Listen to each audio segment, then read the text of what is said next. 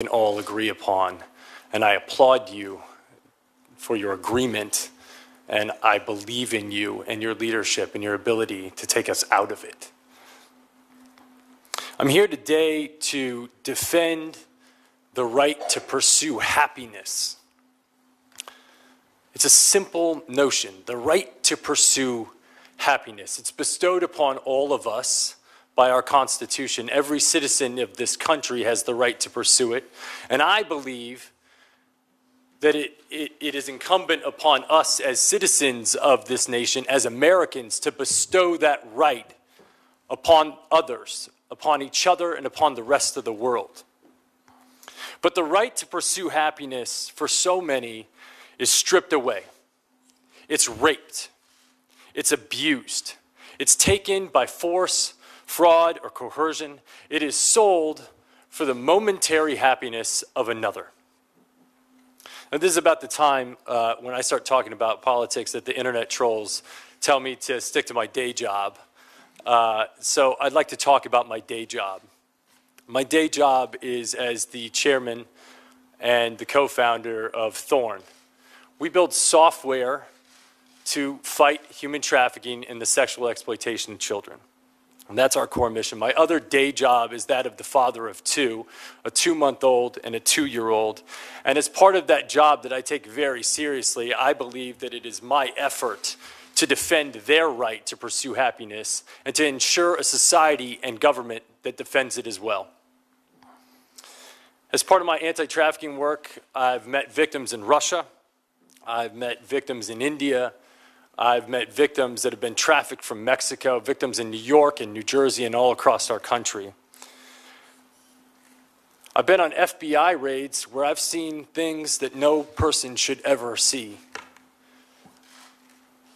I've seen video content of a child that's the same age as mine being raped by an American man that was a sex tourist in Cambodia.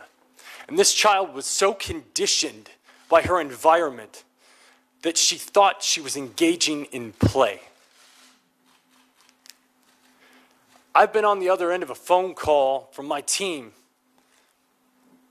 asking for my help because we had received a call from the Department of Homeland Security telling us that a 7-year-old girl was being sexually abused, and that content was being spread around the dark web. And she had been being abused, and they'd watched her for 3 years, and they could not find the perpetrator, asking us for help. We were the last line of defense. An actor and his foundation were the potential line of defense. That's my day job, and I'm sticking to it. I'd like to tell you a story about a 15-year-old girl in Oakland. We'll call her Amy. Amy met a man online, started talking to him. A short while later, they met in person. Within hours, Amy was abused, raped, and forced into trafficking. She was sold for sex. And this isn't an isolated incident. There's not much that's unusual about it. The only unusual thing is that Amy was found and returned to her family within 3 days using the software that we created, a tool called Spotlight. And in an effort to protect its capacity over time, I won't give much detail about what it does, but it's a tool that can be used by law enforcement to prioritize their caseload. It's a neural net. It gets smarter over time. It gets better, and it gets more efficient as people use it. And it's working. In 6 months, with 25% of our users reporting, we've identified over 6,000 trafficking victims, 2,000 of which are minors. This tool is in the hands of 4,000 law enforcement officials and 900 agencies. And we're reducing the investigation time by 60%. This tool is effective, it's efficient, it's nimble, it's better, it's smarter. Now, there's often a misconception about technology that in some way it is the generator of some evil, that it's creating job displacement, and that it enables violence and malice acts. But as an entrepreneur and as a venture capitalist in the technology field, I see technology as simply a tool a tool without will. The will is the user of that technology, and I think it's an important distinction. An airplane is a tool. It's a piece of technology, and under the right hands, it's used for mass global transit, and under the wrong hands, it can be flown into buildings. Technology can be used to enable slavery, but it can also be used to disable slavery, and that's what we're doing. I alluded to a phone call that we got from the Department of Homeland Security about this girl that was being trafficked on the dark web. Now, it's interesting to note that the dark web was created in the mid-90s. It was a tool that was created by the Naval Research Lab called Tor, a tool with absolute purpose and positive intention for sharing intelligence communications anonymously. It's also been used to help people who are being disenfranchised by their government within political dissent in oppressive regimes. But on the other side, it's used for trafficking, for drug trafficking, for weapons trafficking, and for human trafficking. And it's also the warehouse for some of the most offensive child abuse images in the world. Now, when the Department of Homeland Security called us and asked for our help and asked if we had a tool, I had to say no. And it devastated me.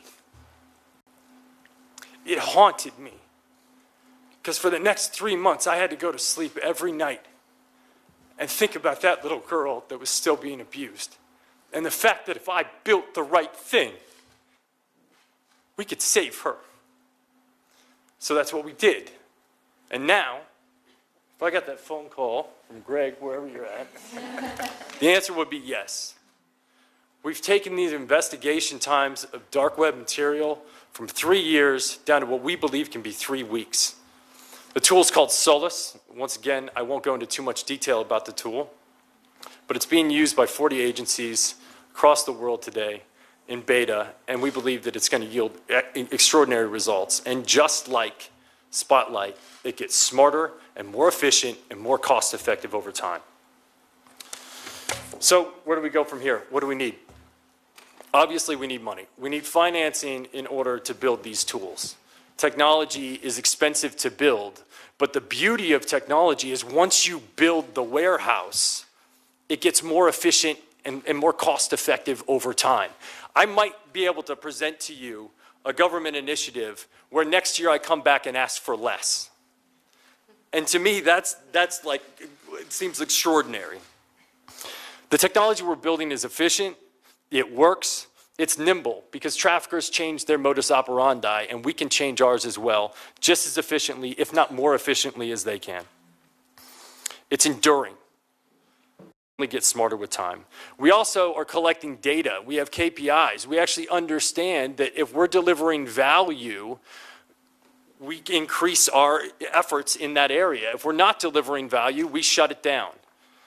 And it's a quantifiable solution. One of my mentors told me, don't go after this issue if you can't come up with a quantifiable solution. We can quantify it, and we can make the work that we're doing and the initiatives that you put forth accountable. My second recommendation is to continue to foster these private-public partnerships.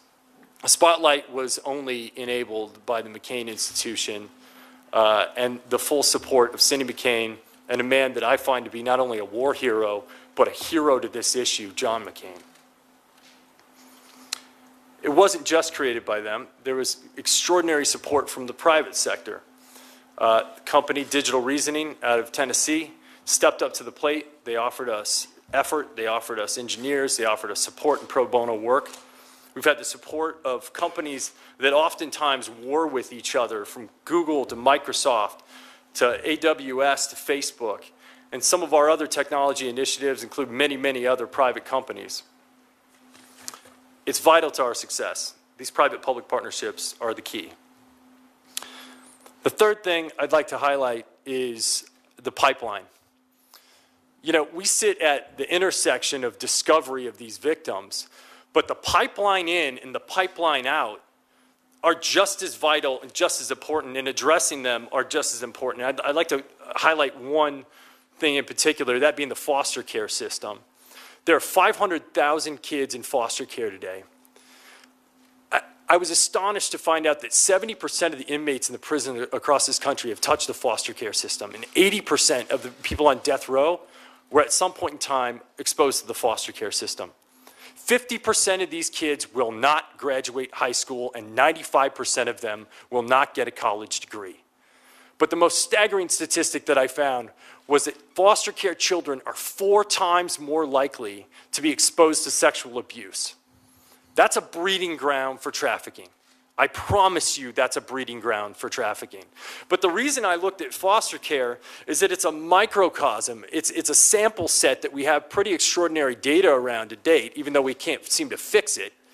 It's a microcosm for what happens when displacement happens abroad as the unintended consequences of our actions or inactions in the rest of the world. When people are left out, when they're neglected, when they're not supported, and when they're not given the love that they need to grow, it becomes an incubator for trafficking.